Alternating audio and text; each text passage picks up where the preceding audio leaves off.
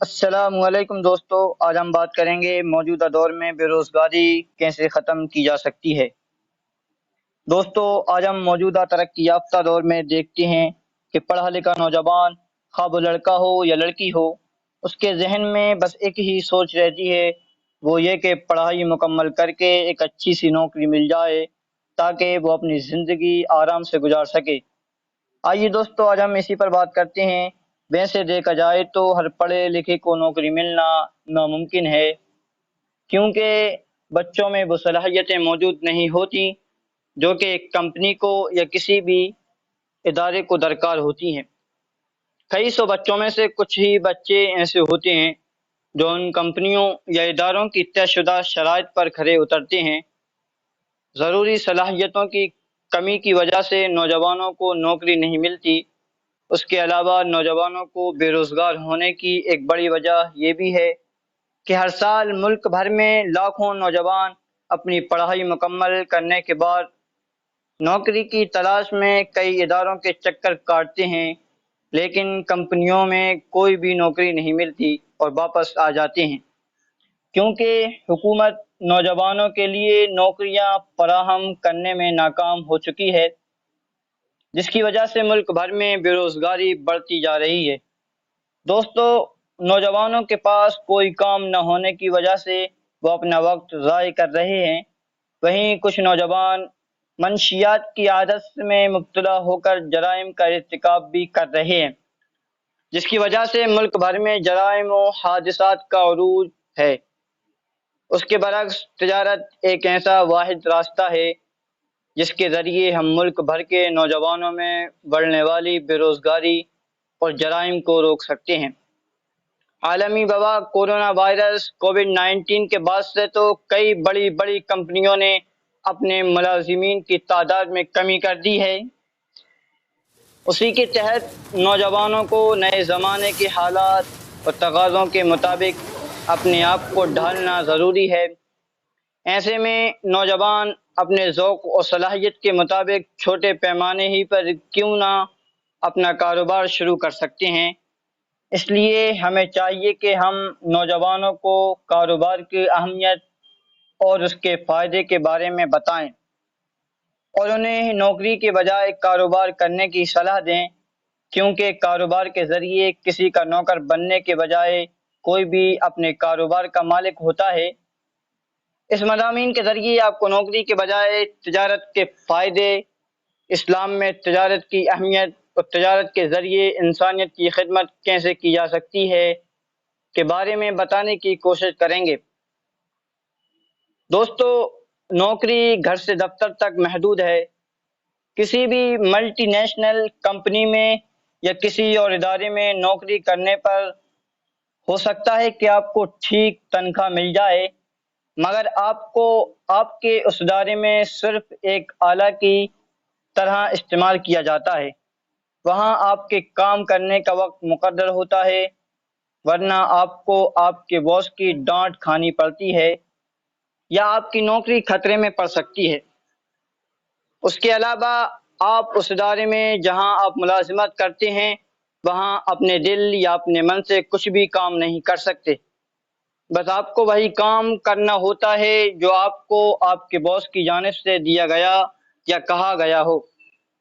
یہ اور اس طرح کی دیگر وجوہات کی بنا پر نوجوان اپنے اندر موجود بے پناہ صلاحیتوں کو دنیا کے سامنے لا نہیں پاتے۔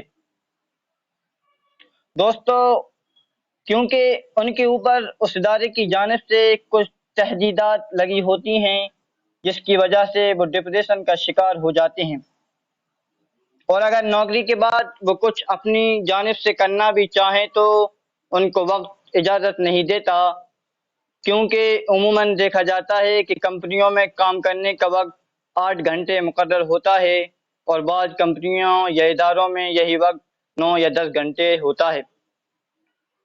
نوکری کے وقت چھوڑ کر گھر سے ادارے کو آنے اور جانے میں وقت لگتا ہے، جس کی وجہ سے نوجوان بس اسی میں الجھ کر ایک غلام کی طرح یا ایک مشین کی طرح زندگی گزارنے پر مجبور ہو جاتے ہیں۔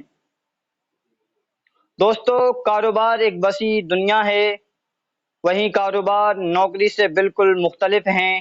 پہلے تو کاروبار کرنے والا شخص کسی کا غلام نہیں ہوتا، وہ کسی کے حکم کا محتاج نہیں ہوتا، وہ اپنی ذات کا خود مالک ہوتا ہے۔ ایک کاروباری شخص پر کام کرنے کے لیے کسی طرح کا کوئی دباؤ نہیں ہوتا۔ اس شخص کے کندھوں پر بس ایک ذمہ داری ہوتی ہے کہ وہ اپنے کاروبار کو کس طرح ترقی کی بلندیوں پر لے جائے۔ اپنے کاروبار کی ترقی کے لیے وہ بنا کسی روک ٹوک اپنی صلاحیتوں کا استعمال کر سکتا ہے۔ کسی بھی کاروبار میں ترقی حاصل کرنے اور پیسہ کمانے کے لیے کاروبار کرنے والے شخص کے اندر صبر کرنے کا مادہ ہونا ضروری ہے۔ وہیں خوش اخلاق، خوش مزاج، محنتی بھی ہونا ضروری ہے۔ اگر کسی شخص میں یہ سب صلاحیتیں موجود ہیں تو وہ شخص دن دگنی اور رات چوگنی ترقی کرے گا۔ جب بھی ملازمت کی بات آتی ہے تو ہم نوکری حاصل کرنے کی بات کرتے ہیں، کیوں نہ ہم دوسرے لوگوں کو نوکری دینے کے بارے میں سوچیں۔ دوستو، اسلام میں تجارت کو بہت اہمیت دی گئی ہے، کیونکہ اسلام غلامی نہیں بلکہ خود مختاری کی بات کرتا ہے۔ اسلام اپنی صلاحیتوں کو منوانے اور اپنے پیروں پر کھڑے ہو کر زندگی گزارنے والوں کی حوصلہ افزائی کرتا ہے۔ پیغمبر انسانیت حضرت محمد صلی اللہ علیہ وسلم ایک تاجر تھے۔ آپ صلی اللہ علیہ وسلم کپڑوں کی تجارت کیا کرتے تھے۔ آپ صلی اللہ علیہ وسلم نے تجارت کر کے سارے عالم کو تجارت کرنے کا طریقہ سکھایا۔ آپ صلی اللہ علیہ وسلم کا تجارت کرنے کا طریقہ اوروں سے مختلف تھا۔ بازار میں جہاں دوسرے تاجر اپنے سامان کی جھوٹی تعریفیں کر کے گراہکوں کو سامان فروخت کرتے، وہیں سرکار دو عالم صلی اللہ علیہ وسلم نے کبھی اپنی اشیاء کی تعریف نہیں کی۔ اپنے کپڑے کی اچھائیاں، اس کے فائدے بتانے کی بجائے آپ صلی اللہ علیہ وسلم نے پہلے اس کی خرابی گراہکوں کو بتاتے اور بعد میں اس کی اچھائی کا ذکر کرتے۔ دوستو، بازار میں آنے والے گراہکوں کو آپ صلی اللہ علیہ وسلم کی یہ ادا بہت پسند آتی اور وہ لوگ آپ کے پاس ہی کپڑا خریدتے۔ آپ صلی اللہ علیہ وسلم نے اپنے گراہکوں سے جھوٹ کہہ کر اشیاء بیچنے سے سخت منع فرمایا۔ اس کے علاوہ کم تولنے اور زیادہ منافع لینے سے بھی منع فرمایا۔ تجارت کے متعلق آپ صلی اللہ علیہ وسلم کی یہ حدیث موجود ہیں۔ حضرت واصلہ بن اشقا رضی اللہ تعالیٰ عنہ سے روایت ہے کہ آپ صلی اللہ علیہ وسلم نے ارشاد فرمایا، جو شخص ایسی عیب دار اشیاء فروخت کر دے جس کے عیب سے خریدار کو واقف نہ کیا گیا ہو تو وہ شخص اللہ کی ناراضگی میں رہے گا اور فرشتے اس پر لعنت بھیجتے رہیں گے۔ اس کے علاوہ اللہ تعالیٰ نے قرآن مجید کی صورتوں میں کم ناپنے اور کم تولنے سے منع فرمایا۔ ان لوگوں کے لیے عبرتناک سزا مقرر کی ہے جو کم ناپ تول کر لوگوں کا حق مارتے ہیں اور انہیں دھوکہ دیتے ہیں۔